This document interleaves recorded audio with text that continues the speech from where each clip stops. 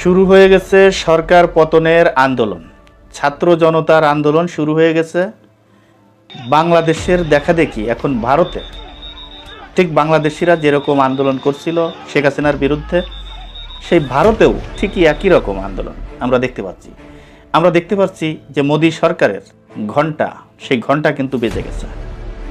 দর্শক, রাস্তায় আন্দোলন হচ্ছে, পুলিশ প্রশাসন আন্দোলনরত মানুষের উপরে গুলি চালাচ্ছে, জল কামান, গরম পানি, তারপরেও সাধারণ জনগণ রাস্তা ছেড়ে কিন্তু যাচ্ছে না।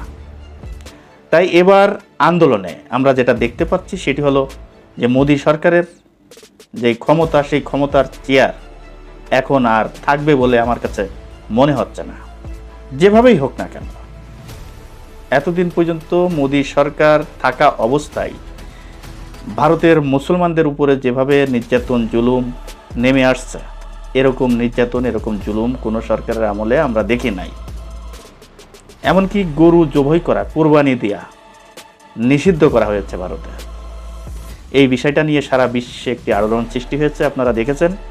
সেই মোদী সরকার এখন তার ক্ষমতার নগ্ন থেকে সরে যেতেই হবে মনে হচ্ছে।